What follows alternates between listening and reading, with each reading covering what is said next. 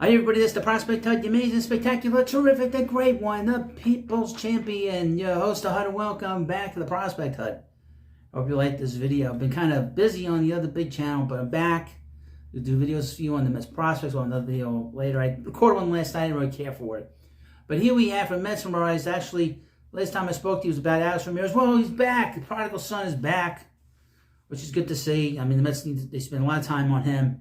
But let's get into this from Mets Summarized. They're reporting on this. Mets re-signed outfielder Alex Ramirez and right-handed pitcher Grant Harwood to minor league deals. That's great. I like to see these guys continue on with their career, especially with the team that developed them. I would mention Alex Ramirez is a player that they brought in through amateur signings, and Grant Harwood was a non-drafted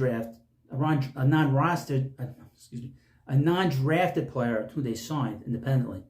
The Mets have agreed to a minor league contract with outfielder Alex Ramirez and right-handed pitcher Grant Harwood that will see both return to the organization for the 2025 season. Ramirez and Harwood were non-tendered the contract on November 22nd, becoming free agents. The reunion with the Mets includes an invite to spring training for Harwood.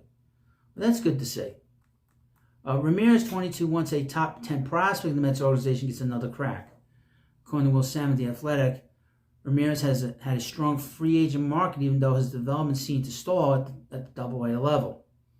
He had 271, 342, 412, 754 in 2 single-A seasons. Interestingly, he had 240, in 2 high A seasons and 210 in AA. Well, whatever.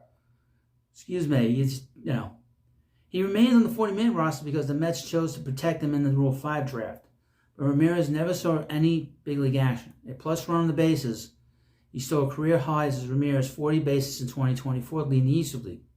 He can play all 3 outfield positions and has an arm that can suit him in right field. However, he struggles with reading routes. When he had 7 assists in the outfield in 2024, he committed 10 errors. Ramirez's hindrance has been his bat. If he can find his swing again and limit the strikeouts, he struck out 123 times in 145. He can find success again. While never known for his power, speed has been his best friend. If he can better his contact and get on base, he can be a real threat and an asset to the Mets in the future. We'll have to see on that. I mean, where the Mets will put him, next season, probably again in AA, I think. You can't get out of AA for a third year. They'll finally let him go. Harwood has seen some action for the Mets in the last 2 seasons, pitching to a 5.14 ERA over 42 innings. Walking 19, striking out 34, with a 14.05 career whip. While Harwood pitched in 4 games for the 24 Mets, he missed a large portion of the season when he underwent meniscus surgery on his right knee in June. Harwood has always offered above-average velocity and some serious movement on his pitches. He has struggled to locate his pitches, and despite his velocity, he has a 7.3 strikeouts per 9 innings over his career. Harwood is primarily a sinker-slider pitcher who has used a cutter as his third pitch. He averaged 94.6 miles per hour on his sinker in 2024, and his sweeper has a high 2588 RPM spin rate that has generated 46.2 whiff percentage.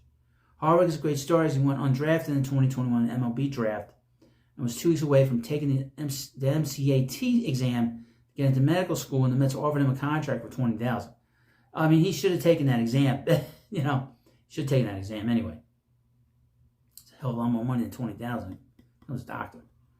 Harwood will serve as a solid minor league depth option who can hopefully find success with the Mets' pitch design and development team to capitalize on his slide. We'll see. I mean, the Mets had a lot of success with the pitching lab last year. I mean, Jonathan was one of the biggest successes Mets had in the minor leagues because he pitched so poorly in 2023 with all the walks.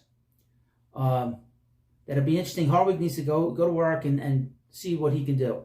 I did like what I saw, but he does fall behind a lot back to batters, and he does walk a lot of batters. That's the one thing that Harwood does have. His stuff, I think he'd be a pretty good guy for the back end of your bullpen, for non-leverage outs. You don't use him much, but I think that he can be successful in the majors. But he has a lot of work to do. He's got to find the strike zone and be able to pitch to contact. You can't constantly walk batters. It's impossible to win that way anyway. So, thank you for watching this video. We'll be back in the near future with videos for you in the prospect hut. I apologize for the time that I've been away from this channel. I'll try to do better in the future. Thank you for watching.